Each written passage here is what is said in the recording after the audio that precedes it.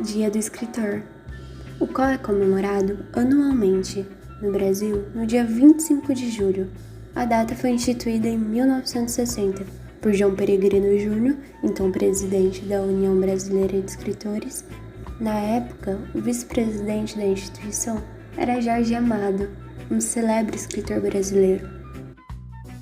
Portanto, o Dia do Escritor surgiu a partir de um festival do escritor brasileiro, criado, enfim, por João Peregrino e Jorge Amado. O ministro da Educação, na época, Pedro Paulo Penido, oficializou a data por meio de uma portaria, publicada 2 dias antes. Desde então, o Dia do Escritor passou a ser comemorado no dia 25 do mês de julho. A palavra é como um cordão umbilical que nos une, um laço de amor e entendimento quando nasce do coração, semelhante às vibrações de um instrumento musical, emitindo estado de alma com as mais distintas entonações. Literatura. A literatura brasileira é riquíssima, muito vasta, repleta de escritores e escritoras maravilhosos.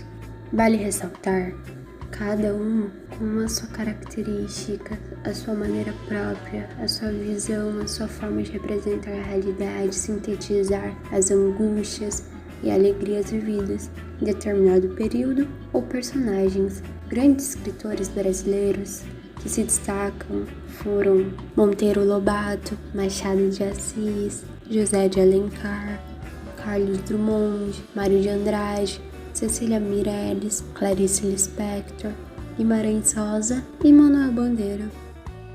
Literatura infantil.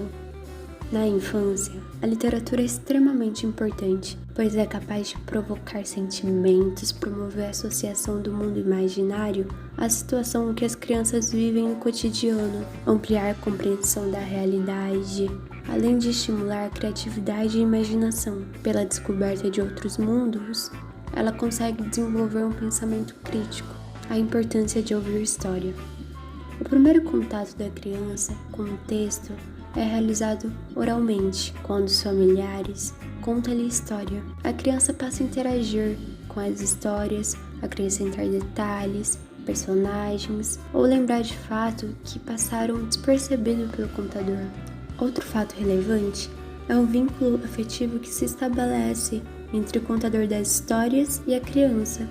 Contar e ouvir história é aconchegante a quem se ama, é compartilhar uma experiência gostosa na descoberta do mundo das histórias dos livros, contos de fadas, fábulas, experiência tal que o escritor proporciona para os indivíduos.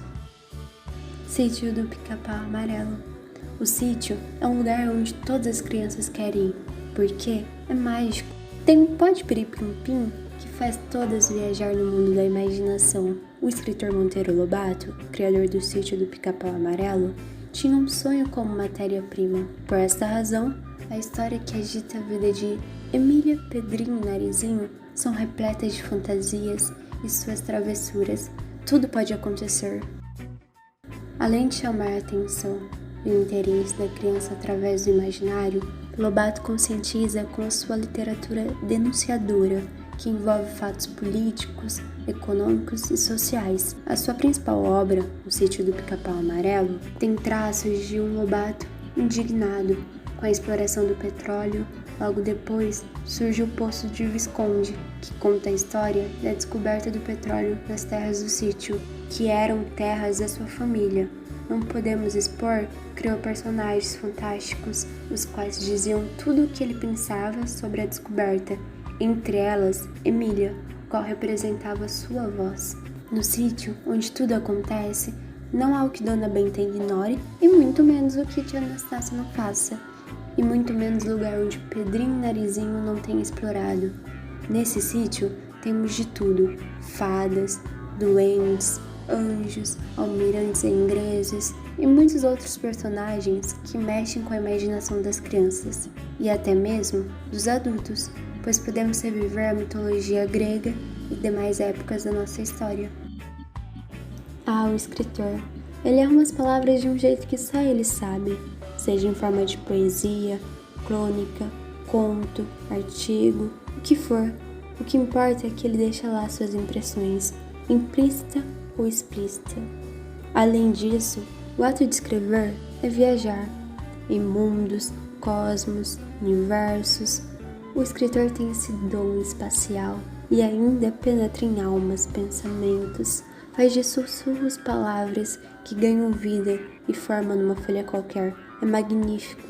As palavras são escritas de uma forma diferente, cada fonema é sentido, cada palavra nasce como nascem as vidas. A Associação Nativo deseja parabenizar os escritores, que os mesmos continuem escrevendo, pois as palavras, de alguma forma, precisam ser sentidas.